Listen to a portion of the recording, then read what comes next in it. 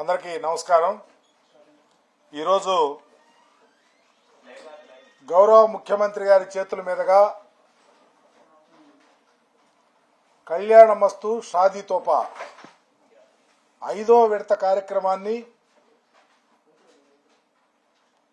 ఈరోజు ఏర్పాటు చేసి దానిని ఈ రాష్ట్రంలో ఉన్నటువంటి ఎస్సీ, ఎస్టీ, బీసీ మైనారిటీలు అలాగే భవన నిర్మాణ కార్మికుల యొక్క కుమార్తెల యొక్క వివాహానికి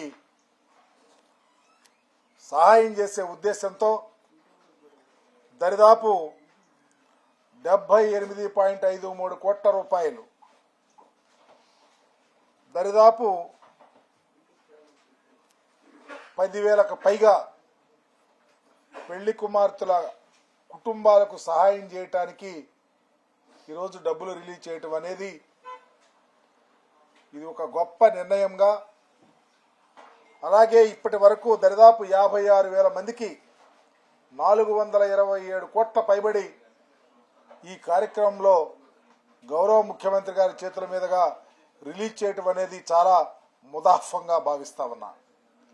నేను ఎందుకు చెప్తా ఉన్నానంటే, ఇప్పటికీ కళ్ళు లేని కపోజులు, ఇప్పటికీ రాష్ట్ర ప్రజలను ప్రక్కదోవ పట్టించాలన్న ఆలోచనతో ఉన్నటువంటి రాజకీయ నాయకులు, ముఖ్యంగా చంద్రబాబు నాయుడు పెళ్లి కానుక తీసేశారని చెప్తా ఉన్నారు. అయా, పెళ్లి కానుక తీసేసామా? పెళ్లి కానుక 5 విడతల్లో ఎంత సహాయం చేశాము? నీకులాగా 76 కోట్లకు పైగా డబ్బులు, పెళ్లి కానుక డబ్బులు నువ్వు గాలికి వదిలేసి కట్టలేకపోతే, ఇయ్యలేకపోతే మా ముఖ్యమంత్రి గారు వచ్చి అవి ఇచ్చి ఈరోజు ఈ రాష్ట్రంలో ఉన్న ఎస్సీ, ఎస్టీ, బీసీ మైనారిటీలతో పాటు భవన నిర్మాణ కార్మికులకు సంబంధించిన కుటుంబాలకు ఆదుకునే తీరు, దానిలో కూడా చదువే ప్రామాణికంగా 10వ తరగతి పాస్ అవ్వాలని చెప్పటం అంటే ఈరోజు ఈ రాష్ట్ర చరిత్రలో చదువులమ్మ తల్లిని ఏ విధంగా ఓలలాడిస్తా ఉన్నాడో అర్థమవుతా ఉంది. చదువుకు ఆయన పెట్టే ఖర్చు, చదువుకు ఆయన ఇంపార్టెంట్. అమ్మఒడి, జగనన్న విద్యా దీవెన, వసతి దీవెన, ఈరోజు కళ్యాణమస్తులో కూడా ప్రయారిటీ ఇచ్చి చదివించడానికి అవకాశం కల్పిస్తూ ఉంటే, ఈరోజు ఆ కుటుంబాలు చదువుకుంటే వాళ్ళకు పెట్టే పిల్లలు బ్రహ్మాండంగా చదువుకోవచ్చు, ఆ కుటుంబాలు బాగుపడవచ్చు అనే ఆలోచనతో ఈ కార్యక్రమాన్ని ఏర్పాటు చేయటం, దీన్ని కూడా ప్రక్కతో పట్టిస్తున్నటువంటి చంద్రబాబు నాయుడు నేను అడుగుతా ఉన్నా, పెళ్లి కానుక తీసేశారని నువ్వు అనేక మీటింగుల్లో మాట్లాడావు. ఒక్కసారి ఈ రాష్ట్రంలో జగన్మోహన్ రెడ్డి గారు ఏం చేస్తా ఉన్నారో గమనించి మాట్లాడమని మీకు తెలియపరుస్తా ఉన్నా.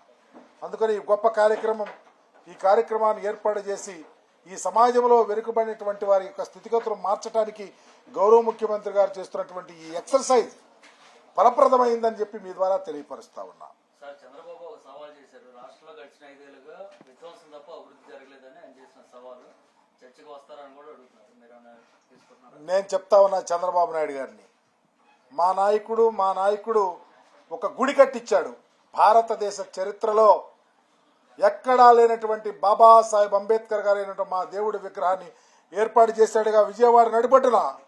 చంద్రబాబు, నీకు ఛాలెంజ్ విసురుతా ఉన్నా, నువ్వు కాకపోతే నువ్వు ముసలవాడిపోయి నీ కొడుకో, నువ్వు దత్తపుత్రుగా తెచ్చుకుని దత్తపుత్రుడు, మీ ముగ్గురులో ఎవరైనా ఈ రోజు ఇప్పటి నుంచి 24 గంటల టైం ఇస్తా ఉన్నా, అంబేద్కర్ గారి విగ్రహం దగ్గరకు రండి, నువ్వు చేసిన సవాలు స్వీకరిస్తా ఉన్నా.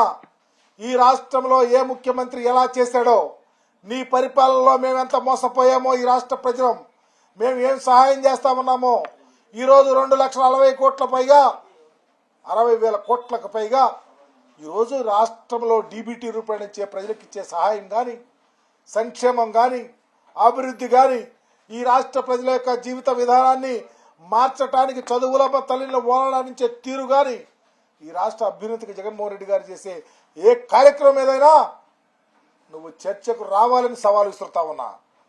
ఇది చెప్తా ఉన్నావే మీటింగుల్లో, మా సిద్ధానికి భయపడి, మా సిద్ధానికి నీకు బీపీ, షుగర్లు అన్ని వ్యాధులు పైకొచ్చి నువ్వు ఛాలెంజ్లు చేస్తా ఉన్నావుగా.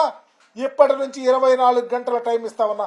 మా ముఖ్యమంత్రి గారు అవసరం, ఆయన ప్రతినిధిగా, రాష్ట్ర మంత్రిగా, పేదవాడిగా ఈ రాష్ట్రంలో అనేక కార్యక్రమాలు ఆస్వాదిస్తున్న కుటుంబాల నుంచి వచ్చిన వ్యక్తిగా దమ్ముంటే బాబాసాహెబ్ అంబేద్కర్ గారి విగ్రహం దగ్గర 24 గంటల్లో నువ్వు కానీ నీ కొడుకు కానీ మీ పవన్ కళ్యాణ్ గారు వచ్చి చర్చకు సిద్ధంగా ఉంటారో తేల్చుకోమని మీ ద్వారా తెలియపరుస్తా ఉన్నా. సార్, మీ ప్రభుత్వానికి కౌంట్ డౌన్ స్టార్ట్ అయింది. ఇంకా 50 రోజులే. ఫ్యాన్ రెక్కలు విడగొట్టి పర్యటనకు ప్రజలు సిద్ధంగా ఉన్నారని చంద్రబాబు నాయుడు. ఫ్యాన్ రెక్కలు ఎరగొడతారా, సైకిల్ చక్రాలు ఊరగొడతారా? 2019లో నేను చూయించాం. 2024లో చక్రాలు సైకిల్ చక్రాలు ఉండవు, పెడలు ఉండవు.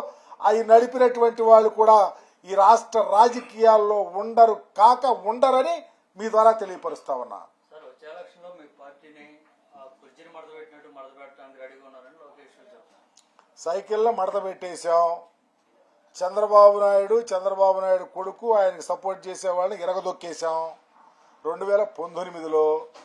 ఈరోజు తేరుకోలేక, తెప్పలేక, ఎక్కటాకి ఆ ఓపిక లేక అన్నీ కృషించి నశించి రాజకీయాల్లో వెనుకబడిపోయి గుడ్డగాల్చి జగన్మోహన్ రెడ్డి గారి మీద, మా ప్రభుత్వం మీద నెత్తినేస్తూ మేమే మర్చిపోతామా, వెనకబడతామా 24లో తెలుస్తుంది. ఈరోజు ఈ రాష్ట్రంలో ప్రజానీకం యొక్క ఈ పరిపాలనా సరళి, ఈ ప్రజల యొక్క స్థితిగతులు మెరుగుపరచడానికి సామాజిక విప్లవాన్ని తెరదీసిన ముఖ్యమంత్రిగా నా ఎస్సీ, నా ఎస్టీ, నా బీసీ అని చెప్పి ఈ రాష్ట్ర ప్రజలను ఆకట్టుకొని వారి కోసమే పనిచేస్తున్న ముఖ్యమంత్రి యొక్క పనితనం కింద చంద్రబాబు బేజారెత్తా ఉన్నాడు కాబట్టే ఈ మాటలు మాట్లాడుతూ ఉన్నాడు.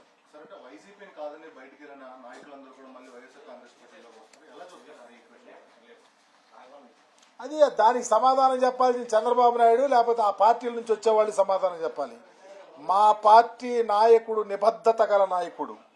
మా పార్టీ నాయకుడు ఎవ్వరికి అన్యాయం చేయకుండా, ఎవరు నమ్ముకున్నా, ఎవరు ఆయన వెంట నడిచినా గుండె మీద చెయ్యేసుకుని ధైర్యంగా నడిచే అవకాశం కల్పించిన నాయకుడు.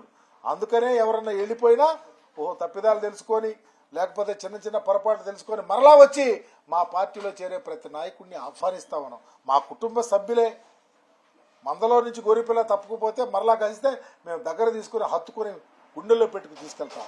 కాబట్టి ఈ రాష్ట్రంలో వైఎస్ఆర్ కాంగ్రెస్ పార్టీ అధినాయకుడు ఈ రాష్ట్ర రాజకీయాల్లో ఒక కలికితురాయి తప్ప చంద్రబాబు నాయుడుగా డొల్లలాగా ఉండడని మీ ద్వారా తెలియపరుస్తా ఉన్నాను. Thank you.